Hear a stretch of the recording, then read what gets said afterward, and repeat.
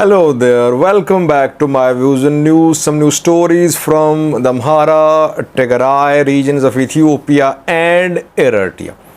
Firstly, yesterday I reported about the entry of Fano fighters in a town, in a city which is situated in the Avi zone of the Amhara region.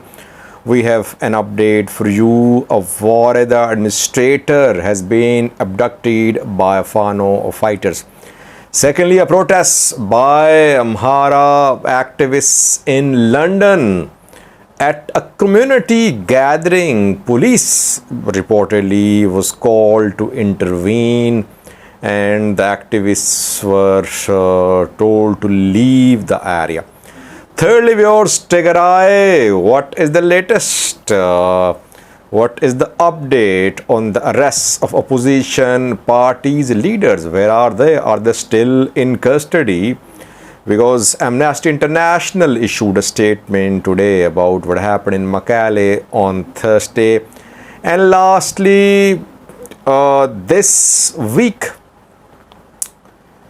I reported based on claims by some news sources that Eritrean shock differs in Switzerland had defected. He was seeking asylum in Switzerland.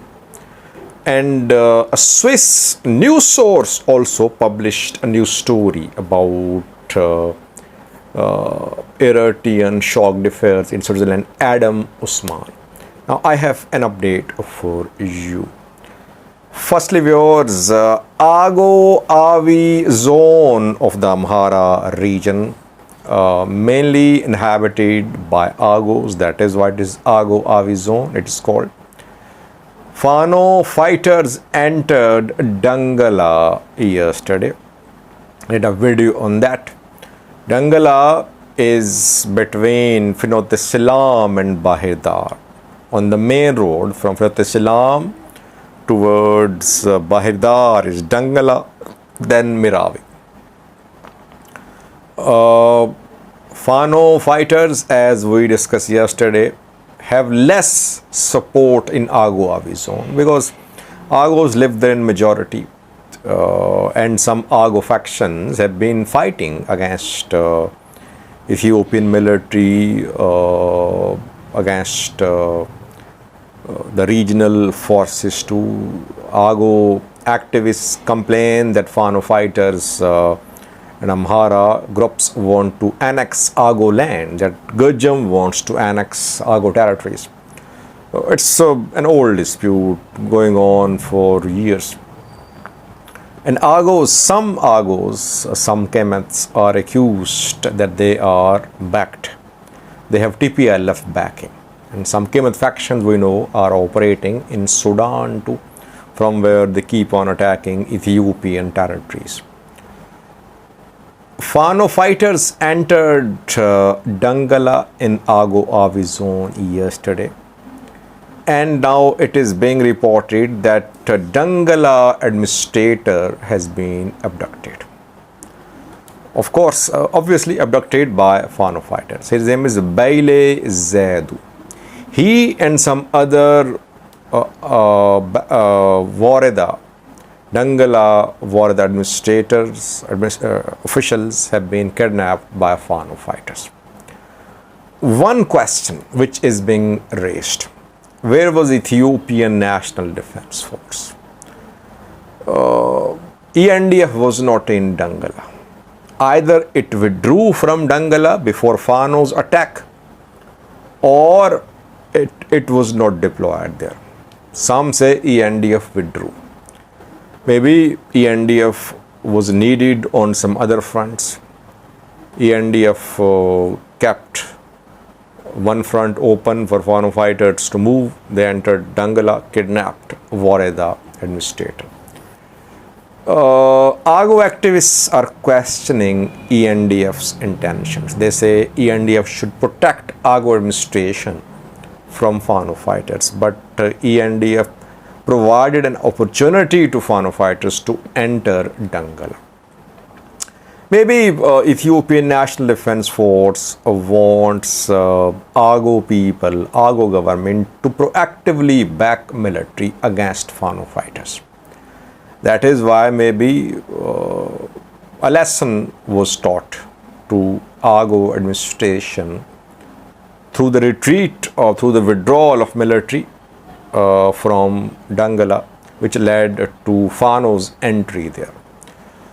In Argo, our own militia is being raised, we know, to defend from Fano's incursions into this zone. So only confirmation is that Baile Zadu, Dangal administrator, and his other Woreda officials have been kidnapped by Fano fighters. Secondly, a clip for you from London showing some Amhara activists protesting at a community gathering, mobilizing people, telling them that Amharas are being massacred in Ethiopia, that people should speak.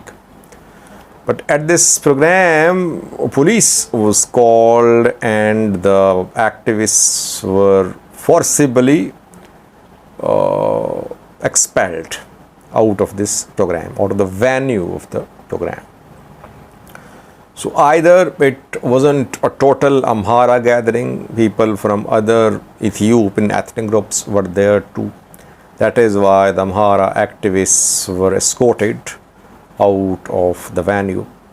Or there were some Amharas too, but they opposed this messaging at this program.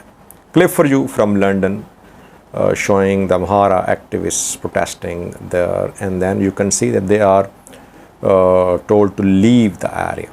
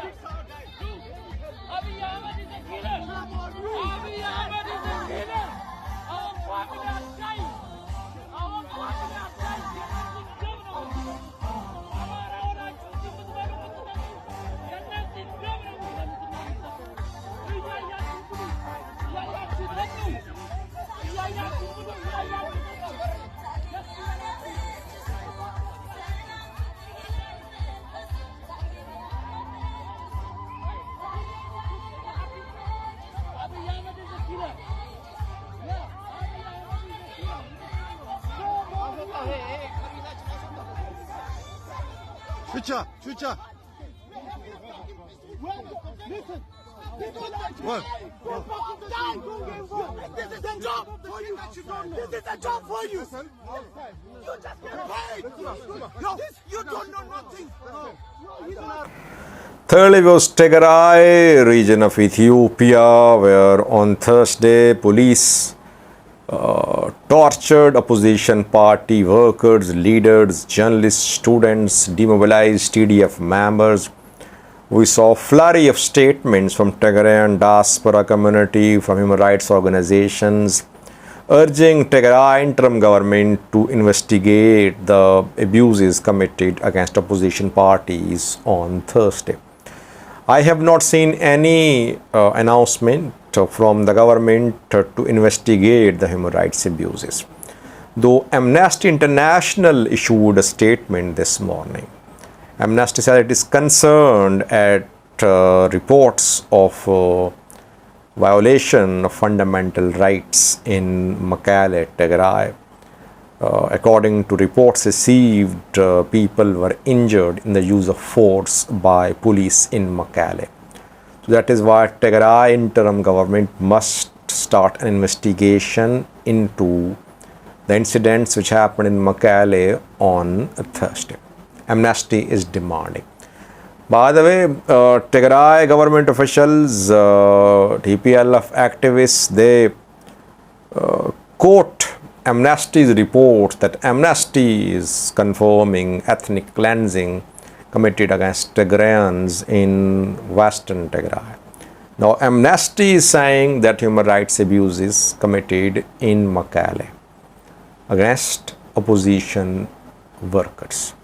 Will Tigray interim government conduct any transparent investigation? I don't think so, because Tigray interim government is part of this campaign to crush opposition parties. Opposition parties' top leaders are still in prison. Some activists, journalists have been released. Some were released yesterday, but main party leaders are still in prison. Hayalo Godofé of Salsivujene, Amdam Gebreselassie, I think it's from Tigray Arena Party, Kidane Amine, Kibrom Zabib. These are four main leaders of Salsivujene, Betona, Tigray Arena Party, and Tigray Independence Party. These and other top leaders are still in prison, despite calls from diaspora for the release of these opposition leaders. They're still in prison. So Tigray government is not listening, and they were tortured too. Are they receiving any treatment? We don't know, because a journalist was released yesterday, and the journalist showed torture marks on his body. He was tortured when he was covering the protest in Mekelle on Thursday. Let's see, will the government release all opposition parties and order transparent investigation into the incidents of Thursday? That remains to be seen. Lastly, viewers, this week we reported that rumors were going around about the defection of an Eritrean diplomat. A Swiss news source reported, and some